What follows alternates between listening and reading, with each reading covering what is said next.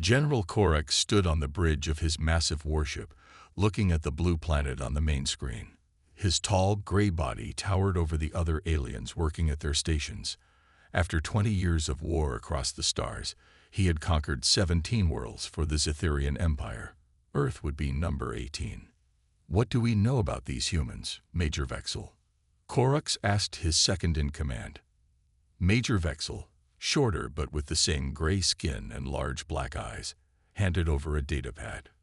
"Not much, General. Our long-range scans show they have only basic space travel. They have one small station orbiting their planet, another near their moon, and a research base on the Red Planet. Any real weapons? Space warships. A few small vessels with simple weapons. Nothing that could harm our ships." Vexel paused. "But General, there is something strange in the reports. The few transmissions we've intercepted suggest these humans fight a lot. Against each other." Korax laughed. "All primitive species fight among themselves. That makes them easier to conquer, not harder." "Yes, sir. But the reports say they fight. Differently." "Different how?" Vexel looked uncomfortable. "It's hard to explain. The analysts say humans don't follow normal battle logic. They keep fighting when they should surrender." "Nonsense," Korax said. "Every species surrenders when defeat is certain. It's simple math." He turned to the weapons officer. "Let's introduce ourselves properly. Target that small base on the Red Planet's moon. Not a direct hit, just close enough to show our power."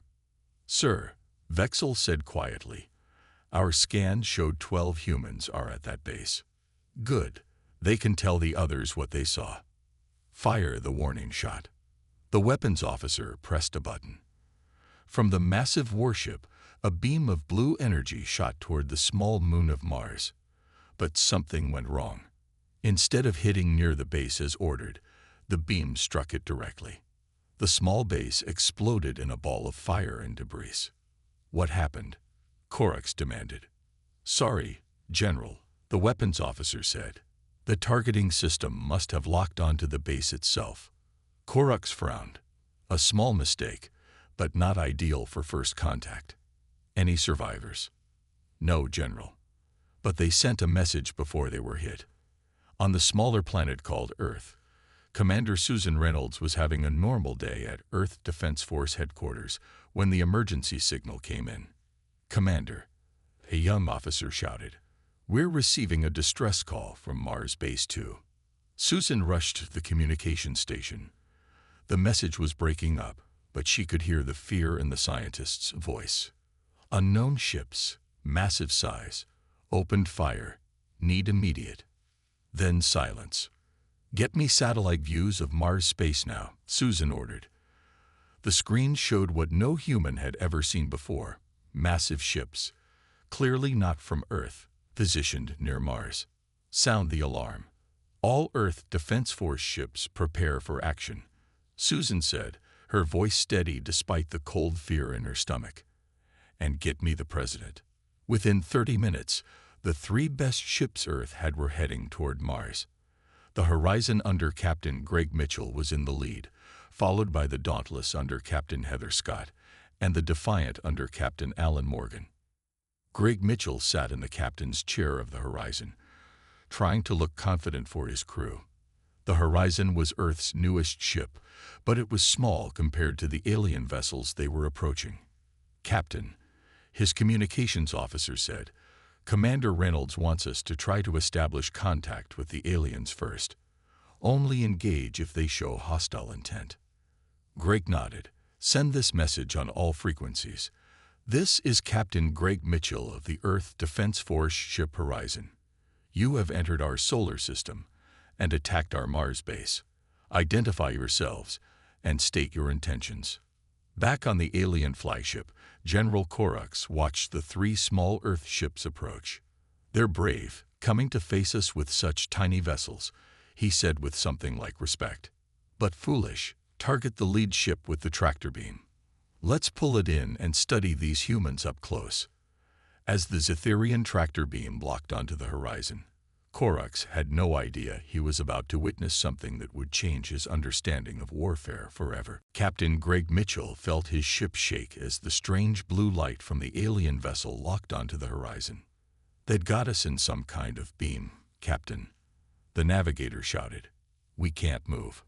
Greg gripped the arms of his chair. "All power to engines. Try to break free." The Horizon's engines whined in protest as they pushed against the alien tractor beam. The ship shuddered, but stayed caught. "Sir," the communications officer said, "Captain Scott on the Dauntless is asking for orders." Greg thought quickly. "Tell her to hold position. Don't get caught in this beam." On the bridge of the Unstoppable, General Korax watched with interest as the human ship struggled. "Their engines are surprisingly powerful for such a small vessel," he noted, "but not enough to break our tractor beam." Major Vexel stood beside him. "Shall I send boarding parties to capture the humans, General?" "Yes. I want live specimens. Their behavior will be studied before we invade their world." Korax zoomed in on the human ship's bridge. He could see the captain giving orders, his face determined but calm. The alien general admired good soldiers, even enemy ones. Back on the horizon, Greg received terrible news. "Captain, sensors show alien soldiers preparing to board us through their beam," the security chief reported, "and our weapons can't penetrate their shields." Greg's mind raced. There was only one option left. He opened the ship-wide communication system. "This is the captain. All hands, prepare for Code Omega. I repeat, Code Omega. This is not a drill." The crew looked at each other with grim faces. Code Omega meant one thing: self-destruct rather than be captured. "Captain," his first officer said quietly, "are you sure?" Greg nodded. "We can't let them take our ship or our people. But more importantly, we need to show these aliens what humans are made of." He turned to communications. "Send one last message to the Dauntless and Defiant. Tell them to observe everything and get that information back to Earth." On the Dauntless, Captain Heather Scott received the message from the horizon. Her face went pale. "He's going to self-destruct to prevent capture," she told her crew. "All sensors record everything. We need to learn what we can about these aliens." General Korax was preparing to welcome his new prisoners when Major Vexel shouted in alarm. "General, the human ship is overloading its power core." "What?" Korax turned to the screen in disbelief. "That's suicide. Stop them." "We can't, sir. They've locked out their systems." Korax stared at the screen. In all his years of conquest, he had never seen this. These humans were choosing to die rather than be captured. It made no sense. On the horizon, Greg sent one final message to the alien ship. "This is Captain Greg Mitchell of Earth. We die free." He pressed the final button. The horizon exploded with tremendous force. The blast caught the edge of the Zetherian ship that held it in the tractor beam. Both vessels erupted in flames and debris. From the Dauntless, Heather watched in horror and pride as her friend and his crew sacrificed themselves. "Full scan of the alien vessel damage," she ordered through tears. "Then prepare to retreat. We need to get this information back to Earth." On his command ship, General Korax stared at the burning remains of both ships. He had lost a valuable capture vessel and 50 Zetherian soldiers, all because one human captain refused to surrender when clearly beaten.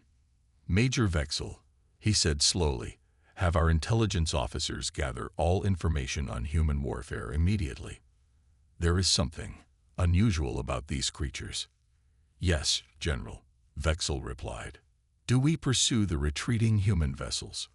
Korax thought for a moment. "No, let them go. I want to understand what we're dealing with before we engage again." As the Dauntless and Defiant raced back toward Earth, General Korax watched the blue planet on his screen with new respect. These humans were different from any species he had encountered before. For the first time in his military career, he felt uncertain about a conquest. What kind of beings? He asked himself. choose death over capture. General Corax sat alone in his private chamber, watching videos of human wars. For 3 days, he had barely eaten or slept. The more he learned about humans, the more troubled he became. "Computer, show me the human conflict called World War II again," he ordered. The screen lit up with images of soldiers charging into gunfire, jumping on grenades to save comrades, and flying planes into enemy ships. Corax shook his head in disbelief. A knock at his door interrupted his thoughts. "Enter," he called.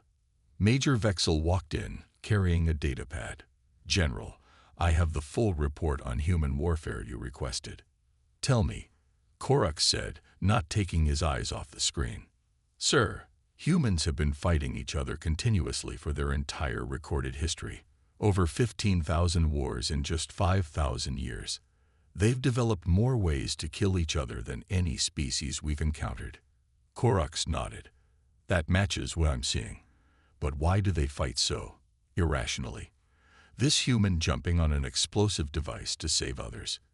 It makes no sense. Our psychologists believe humans have a concept they call sacrifice. They value group survival over individual survival. And they have another concept called honor that sometimes makes them choose death over surrender." Corax turned off the screen and stood up. "This explains what happened with the captain of that small ship. He chose destruction over capture." He paced the room, thinking. "Major, what is our main fleet's current position?"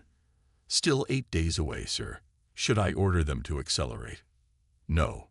Corax made his decision. "Order them to hold position. We need more information before bringing the full invasion force." Meanwhile on Earth, Commander Susan Reynolds stood before the emergency meeting of world leaders. The room was tense after hearing about the destruction of the horizon. "Ladies and gentlemen," Susan said, pointing to the screen showing the alien ships, "we are facing a technologically superior enemy. But Captain Mitchell's sacrifice bought us valuable information. These aliens have weaknesses." The President of the United States leaned forward. "What kind of weaknesses?" "Based on the data from the Dauntless and Defiant, we know their shields can be overloaded by multiple impacts in rapid succession." Susan explained. "One big hit doesn't work, but many small hits in the same spot can break through." "How do we use that?" asked another leader. NASA engineer Doug Peterson stepped forward. "We've been working on a plan. We can modify our satellites into a defensive network and arm them with small, fast-firing weapons. If we hit the same spot repeatedly, we might break through their shields." Military strategist Linda Chen added, "And we need to use what Captain Mitchell showed us, that humans are willing to sacrifice themselves.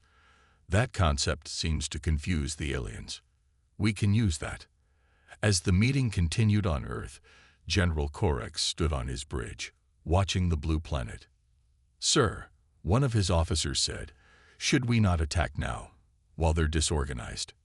"No," Corax replied. "We wait. I want to understand these humans better before engaging them again." "But sir, they're primitive. Their weapons can't hurt us." Corax turned to the officer with cold eyes.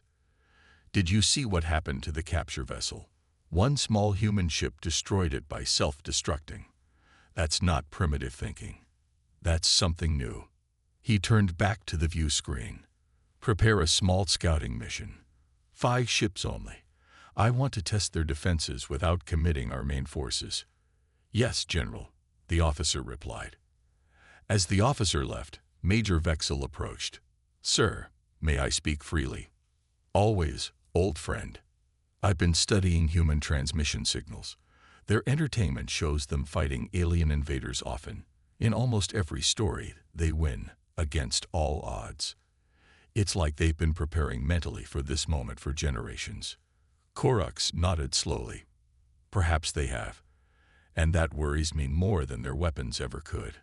On Earth, as night fell, engineers and soldiers worked frantically to prepare defenses. In orbit, satellites were being converted to weapons platforms. And in space, 5 Zetherian scout ships moved slowly toward Earth, unaware they were flying into a trap that would change the course of the war. 5 Zetherian scout ships moved silently toward Earth. Their commander, Captain Zork, felt confident. After all, his ships were far superior to anything humans had. Approaching Earth orbit, his navigator reported, "No sign they've detected us yet." "Good," Zork said. "Remember the general's orders. Observe their defenses. Avoid conflict if possible." Suddenly, alarms blared across the bridge.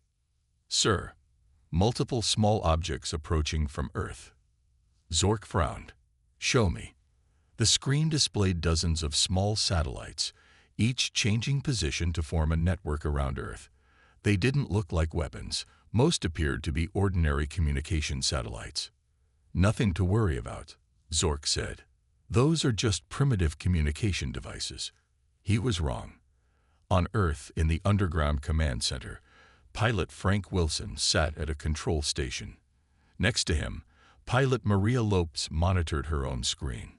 Targets locked. Frank reported to Commander Susan Reynolds. "All modified satellites in position." Susan nodded. "We only get one chance at this. Make it count." She turned to the main screen where the 5 alien scout ships were visible. "Begin Operation Hornet's Nest." Frank and Maria activated their controls. Across Earth orbit, dozens of satellites that had been quickly modified with small, rapid-fire weapons came to life. On his scout ship, Captain Zork was shocked when the supposedly harmless satellites suddenly began firing small projectiles at his vessels. "Shields up," he ordered. "These are not weapons that can harm us. Return fire and destroy them." The Zetherian ships fired back, destroying several satellites. But there were too many, and they kept moving in unpredictable patterns. "Sir," his weapons officer said with concern, "these projectiles are all hitting the same spots on our shields, and they're firing too fast for the shields to fully regenerate between hits." Zork didn't understand the warning until the ship shuddered violently. "Shield breach in Section 4. Someone shouted. "Impossible," Zork said. "How can primitive weapons—" He never finished his sentence. A barrage of projectiles hit the exposed part of his ship, causing a chain reaction that ripped through the vessel. Frank watched his screen as the first alien ship exploded. "Target 1 down," he called out. "Focus all satellites on Target 2. Commander Reynolds ordered. The remaining 4 alien ships began evasive maneuvers, but the satellites were too numerous and too widely distributed to avoid. In addition to the satellites, Earth had launched its remaining space vessels. Captain Heather Scott in the Dauntless led a group of ships that had been hastily armed with the new rapid-fire weapons. "Remember," she told her pilots, "aim for the same spot. Don't let up." The second alien ship went down, then the third. The fourth managed to destroy several satellites before Maria Lopes took direct control of a satellite and crashed it into the ship's bridge. The final scout ship turned to flee, but found itself surrounded. Rather than be captured, the Zetherian commander followed his orders and activated his self-destruct sequence. From his command ship, General Korax watched the entire battle through the scout ship's transmissions. His face showed no emotion, but inside he felt growing alarm. "They adapted," he said quietly. "They found our weakness and exploited it." Major Vexel nodded. "They also sacrificed many of their satellites to ensure victory." "And that pilot," Korax said, referring to Maria Lopes, "deliberately crashed her vessel into one of our ships, just like their captain did earlier." "Yes, sir. It appears this behavior is common among humans." General Korax turned away from the screen. "They defeated 5 of our best scout ships with modified communications equipment and a handful of small vessels." He looked at the tactical display showing the position of his main fleet. "If they can do that in a few days, what will they prepare for us if we give them more time?" "Should I order the main fleet to attack immediately?" Vexel asked. Korax was quiet for a long moment. "No," he finally said. "I need to understand these humans better. Prepare my personal shuttle. I'm going to meet them myself." "General," Vexel gasped. That's against all protocols. They'll kill you. Perhaps, Korak said, but I need to look these humans in the eyes and understand why they fight as they do. Because right now, old friend, I'm not sure we can win this war. General Korax's small shuttle approached Earth with a white flag displayed on its hull. A symbol his research showed meant peace across human cultures. Only Major Vexel accompanied him. Sir, I still think this is too dangerous, Vexel said as they entered Earth's atmosphere. Korax adjusted his universal translator. Perhaps, but war is always dangerous, Vexel. Sometimes understanding your enemy is more important than fighting them.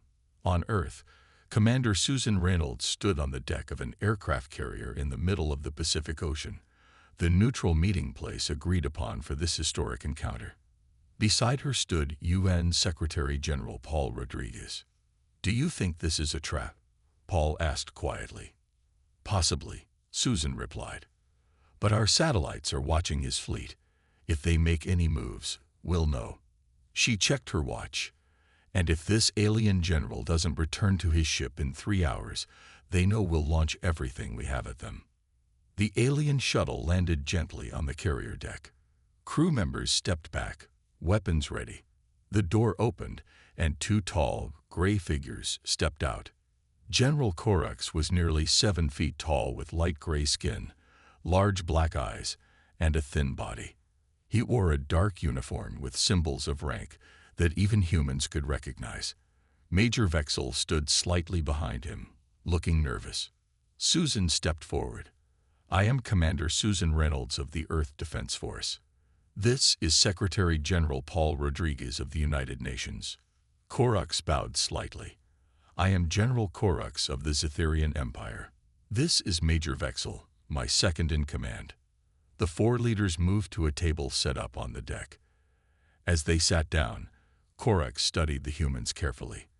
They seemed so small and fragile compared to his people, yet they had destroyed his scout ships with ease.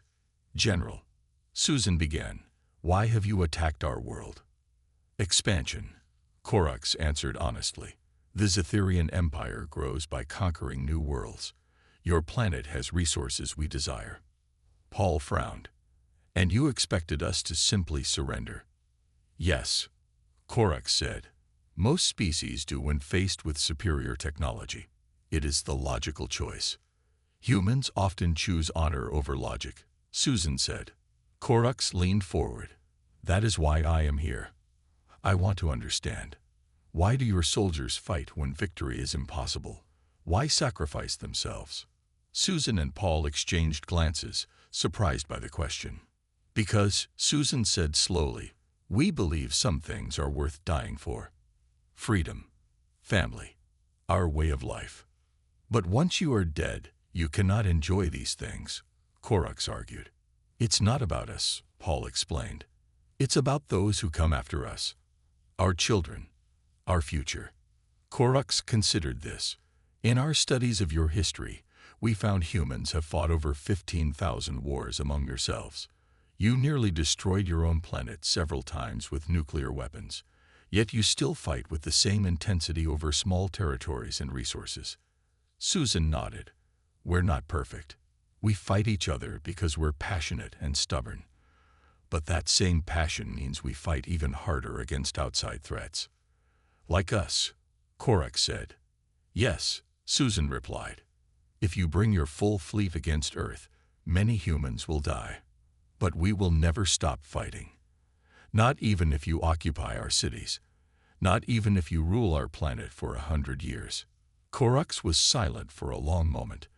Then he asked a question that surprised the humans. How does it feel to be willing to die for something? Susan thought carefully before answering. It feels like freedom, General. The strongest chains can't hold someone who isn't afraid to die. As the meeting continued, Korax asked many more questions about human history, culture, and warfare. Each answer seemed to trouble the alien general more. After 2 hours, he stood up. I have heard enough. I will return to my ship now. And then, Paul asked, will you attack our world? Korax looked at the sky where his fleet waited beyond sight. I must consider what I have learned today. You will have my decision soon. As Korax and Vexel walked back to their shuttle, the alien general had already made his decision, one that would shock both his empire and humanity. Back on his command ship, General Korax sat alone in his quarters. The meeting with the humans had affected him deeply. He had conquered 17 worlds and had never questioned his mission before. But these humans were different. There was a knock at his door. "Enter," he called. Major Vexel stepped in. "General, the fleet is awaiting your orders. Should we begin the invasion?" Korax looked at his old friend. They had served together for 20 years, conquering world after world for the Empire. But now, for the first time, Korax felt doubt. "Vexel, sit down," he said. "I need to tell you something important." Vexel sat across from his commander, looking concerned. "I will not order the invasion of Earth," Korax said. "A wise decision, sir," Vexel nodded. "We should wait for reinforcements before." "No," Korax interrupted. "I mean I will never order it. Not tomorrow. Not next year. Never." Vexel stared at him in shock. "But sir, the Emperor expects us to." "I know what the Emperor expects," Korax said sharply. "I've delivered 17 worlds to him. But this one would be different." He stood and paced the room. "You saw the data. You heard what those humans said. If we attack, they will fight to the last person. We might win, yes, but the cost would be unlike anything in Imperial history. We have superior technology," Vexel argued. "And they have superior will," Korax shot back. "Technology can be defeated by determination. Did you not see what they did to our scout ships with modified communication satellites? Imagine what they'll do with more time to prepare." Vexel looked troubled. "What are you suggesting, General?" Korax took a deep breath. "I am defecting." The words hung in the air like a bomb about to explode. In the Zetherian Empire, defection was punishable by death, not just for the defector, but for their entire family. "General, no," Vexel gasped. That's treason." "Yes," Korax agreed. "It is, but I cannot in good conscience bring the full might of our fleet against Earth. These humans don't deserve that." He touched a control panel, bringing up images of human children playing, families together, cities full of life. "The Empire sees only resources to take, but I've seen more. These beings feel things we've forgotten. They value life precisely because they know how fragile it is." Vexel was silent for a long moment. Then he asked, "What will you do?" "I will send false data to the fleet and the Empire. I'll report that Earth has biological weapons fatal to our species. That will recommend indefinite quarantine of this system." Korax looked directly at his friend. "Then I will seek asylum on Earth." "And me?" Vexel asked quietly. "You have a choice. Return to the fleet and say I forced you to come to the meeting. Or," Korax hesitated, "come with me." Vexel stood and walked to the window, looking out at Earth, a beautiful blue pearl in the darkness. "In 20 years of service," he said slowly, "I've never questioned our mission. But when I saw that human pilot crash her satellite into our ship to protect her world." He turned back to Korax. "I will come with you." Korax nodded, relieved. "Thank you, old friend. Now we must work quickly." For the next hour, the two officers prepared fake reports filled with alarming details about deadly Earth biological agents. They sent these to the fleet along with Korax's official recommendation to quarantine the system and withdraw. Then they prepared a small message to send to Earth. On the aircraft carrier, Commander Susan Reynolds was surprised to receive an urgent communication from the alien ship. "This is General Korax," the message said. "I request immediate asylum on Earth for myself and Major Vexel. In exchange, we offer advanced technology and strategic information about the Zetherian Empire." Susan immediately called the President and Secretary General. As they discussed this unexpected development, radar operators reported that the alien fleet was retreating from the solar system. "They're leaving," Susan said in disbelief. "We did it." But she knew the real challenge was just beginning. How would humanity deal with two alien defectors who, until recently, had been their enemies? 6 months passed since General Corax and Major Vexel arrived on Earth. The world had changed in many ways since their coming. In a special facility in Colorado, Corax, now called Carl by his human friends, sat across from Commander Susan Reynolds. They were reviewing plans for Earth's new defense system. "The shield technology will work," Carl said, pointing to the diagram. "With the modifications we suggested, Earth will be protected from most space-based weapons." Susan nodded. "Thanks to you, we've advanced our technology by at least 50 years. Carl smiled slightly. It had taken humans some time to get used to his alien appearance, but now most people treated him normally. "It was the least I could do after coming here." Vexel, who preferred his original name, entered the room carrying data tablets. "The satellite grid is complete," he reported. "All 23 defense stations are operational." "Good work," Susan said. She had come to trust both aliens over the months. Their knowledge had proven invaluable, and their warnings about the Cytherian Empire had helped Earth prepare for possible future threats. Later that day, Carl walked through a park near the facility. He enjoyed watching humans go about their daily lives. Children playing, families having picnics, old people feeding birds. These simple activities fascinated him. A young reporter approached him. People still wanted interviews with the alien who had chosen Earth over his own empire. "General Carl," she said, using his Earth title, "I have one question that many people keep asking.